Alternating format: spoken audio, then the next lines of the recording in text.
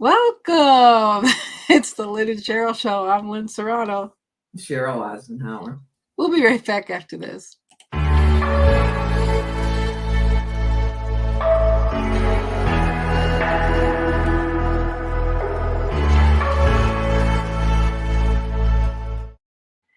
Welcome, everyone. Sheryl, it's always good to see you. I look forward to my Wednesdays with you.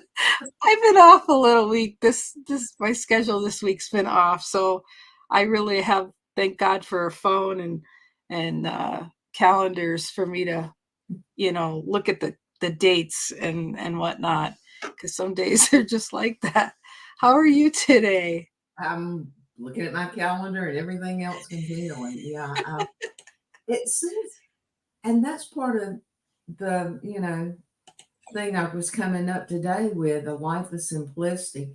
Now I chose that because that's what I'm working towards, not because that's where I'm at. Again, let's just verify that right in the beginning. After I get my 1,001 task list done, hopefully I'll be somewhere around more simplistic. Hi, Bob. Well, we love you too. So yeah, well, that's the thing, right? We like to talk about topics that are either affecting our life or, you know, uh, outlook on life that affects all of us. So yeah, so at least you're focusing on a life of simplicity, right? Because maybe things are a little chaotic right now. I'll tell you, the last 2 months has been the whirlwind from hell. Just not bad, but Yeah. it's here, there, this, do that. And if you saw if you saw my office at this point, you would know exactly how bad it was. But the thing is this is not, it's driving me nuts. I'm getting ready to do what I did when I worked at Jerry's office one day. People had piled so much crap on my desk. I was doing the books and they would just bring it upstairs and put it on it and bring it upstairs and put it on it. And there was no catch-up system whatsoever. And on one of my better days, I literally took my arm and went like this across the top of my desk. Set every bit of it off on the floor. I do not advise that, folks, because it don't end up in stacks when it hits the floor. I did. It just drove me nuts. And so every time at that point, somebody would come up the steps, it's like, do not lay anything on my desk unless it's an emergency until you see nothing on the floor. And I would reach down and grab a handful, and I would do that handful. And a handful, a handful. I would not suggest anybody doing that, but I'm almost there again. Okay. So that was your knee-jerk reaction, I'd say. It was definitely no thought. Let's put it that way. I thought about it when the floor was slick. And the first thought I had about it is when I saw the papers go and just keep going. And it was like, okay, Sheryl, this was not a good thing. It felt good at the moment, right? A really, really short moment. And then you realize you made more work for yourself, right? Yeah, but you've heard of that moment in time. But, did I make more work for myself? Yes and no. It was more time, but I was able to do it more efficiently, if that makes any sense, because I was taking care of it instead of, okay, let's just lay this over here. We'll do that. And we'll lay that. And then instead of just shuffling papers, I knew I was brought up to believe to pick up pieces of paper twice. Wants to deal with it and wants to put it away, or either wants to deal with it and wants to put it in the garbage. That's how I came up, and that wasn't where I was at that time. And I don't mean to laugh at you, but I could just see you I could just see you backhanding that pile of stuff like I could just see you whacking that I thing. wish I would have backhanded it. If you would have backhanded it, we would only went so far. I went like this. I mean, I had full leverage spread. And yeah, that was really funny. That was one of the days that I used my soldier language. I strung enough four-letter words together. It brought people running. If I was there, I wouldn't have been laughing. I would have been scared shitless. I would have said, like, I gotta go now. Well, the good thing, my office was upstairs, and it was on the opposite side of the building. And so nobody actually saw it or heard it until they brought their next pile back up. But I remember when I went down there after I forgot who brought the first pile, their first stack up, and I gave them the orders, do not come. See Well, what then, Bob see what yeah, Bob says, I'm not gonna mess with you. I know. I'm like, I'm not gonna be there. uh, yeah, it was not one of my better moments, but like you say, that one moment felt really good. That's why I'm laughing from a distance. I'm not laughing at you. I'm just laughing like, holy shit. Don't get You want to talk about the dumbest thing? Well, what's it? it wasn't dumb. It was really funny. After I did that, I rubbed the top of my desk like it was something really important. It was like, there is a top. I see it. This is how I want it to look. Oh, but it was every time, like I say, they used to come, they would come up the steps, bouncing, boom, boom, boom, boom, slam, boom, boom, boom. After that, it was kind of tiptoeing up, and they'd get up to where I could see them about right here, and is it okay if I come in? Yeah, well, meanwhile, they had a desk down there that was all clear, I'm sure, that was their way of clearing the desk down there. And if they came up with something important, they held it like they came up the steps where I could see their head, and they'd hold it. I really need this. Oh, but that was, yeah. That I was my desk was simply. It was nice. I had simplicity going on there. But yeah, it I was. don't know.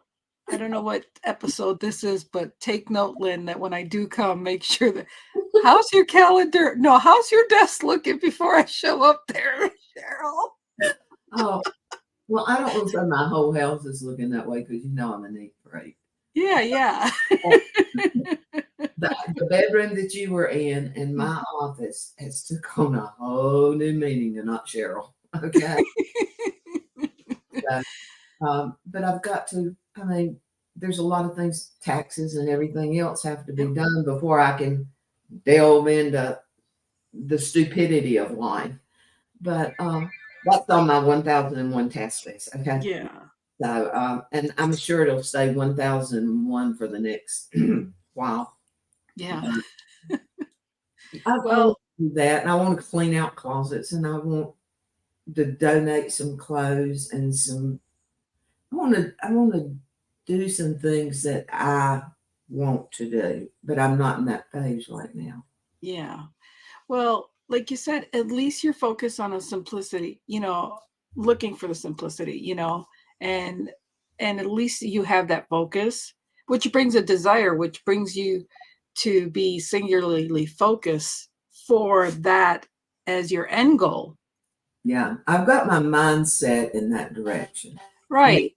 and I'm not naive. I guess that's the word I'm looking for. I'm not naive to believe, okay, we're going to be there tomorrow. It's not going to happen, but I do know I haven't set a goal day yet, but I've kind of got a goal range, if that makes any sense, because I know if I don't have an end date, it won't happen.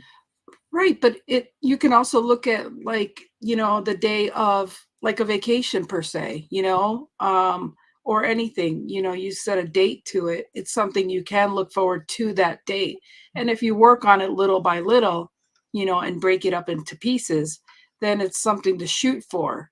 And then of course, just like a construction project, you got them come in, you get an estimate, and then what do they always do? Well, it's going to take another week. Well, Houston, we got a little problem, and I think we're going to have to maneuver it for another 2 weeks or whatever, But at least when you have a date or estimate date, you're at least shooting for that goal and going forward. And that's kind of what I'm doing right now with I spoke about it a little bit last night, and I'll speak about it, I guess, here. But I'm trying to lose a little weight, and I'm taking it like 25 pounds at a time.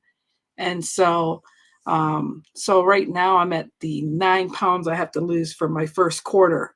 And but I'm also looking at like for every 1 pound you lose is 4 pounds of pressure off your knees. So I've lost a lot of pressure off my knees. If I look at that 4 pounds of pressure, then I'm feeling good about for every pound I've lost. So, so I figure at 25 pounds I lose, that's 100 pounds of pressure off. And I like the 100 pounds of pressure off my knees. Sounds way better than just 25. Because when you got a few 25 pounds to lose, and my daughter's done really well losing weight. So she's been my inspiration. So, but again, you got to look at things a different way in order to inspire you. So if we're looking at life as simplicity, then look at that as something to look forward to, and I look at simplicity stuff like I'm not a minimalist by no means or getting there yet, but I like to look at like Netflix or, shows that have that, or, getting on Facebook groups that have that, or looking at trends like that, or, little houses and little space to see what they do. I mean, like there's different outlets and different things that you can look at to inspire you or motivate you or give you that boost to look for that, that kind of inspiration. And I spoke last night too that, people go, well, for a mindset, what do you look for mindset? Everything that you've ever done or inspired to do. And I mean, there's you had times where you had it simple, right? You had your desk simple and simple things you did. Well, you have documentation by how you had those things set in place. You have a memory of how you had those things. So you go back to those things to get your simple life. You just have to ask yourself, what did I do to have it simple before? And if you have track records of what you did to have it simple, you can go back to those different things. So, I mean, I think we forget that we're the ones who make it difficult, or we're the ones who make it simple. And it's that simple. Or it can be that simple. And the thing is, after the cancer thing, I realized, number one, there was one person in this world I wasn't taking care of, and it was me. Yeah. And with that, if I can just simplify some things, and I'm not getting any younger either. Now I can sing the words to every 60 song out there, but I can't remember where I put my keys. Okay. Right. And so I don't want, I've got to get rid of a lot of things. And it's sentimental. I mean, you spend the first 40 years getting all your junk, the next 40 getting rid of it. Only about 8 more years to narrow this junk pile down. Bob says you're looking good for 47. Thank you, Bob. But the thing about it is there's so many things in this house that other people could use and would appreciate. And I know I'm not going to use And I know it's not your kids that want. Oh my God. If the words does anybody, and they know the next word's going to be won't, everybody chimes in, no. So, I don't need to risk anymore. We've got a lot of groups here that will pick up things. My favorite is the one for abused women and children. Yeah. And so that's the one I'm working with. You remind me of something. A friend of mine, her mom had passed away, and she gave me something. She goes, I have something my mom wanted to give you. I'm like, you sure your mom wanted me to give you it? She goes, yeah, your name was on it. It was like, oh, okay. I was like, so it was funny, but yeah, because she goes, because we didn't want her stuff. Yeah, wait till you combine over a period of time. Jerry's mom, mom and dad were separated, so Uh-huh. he had a house.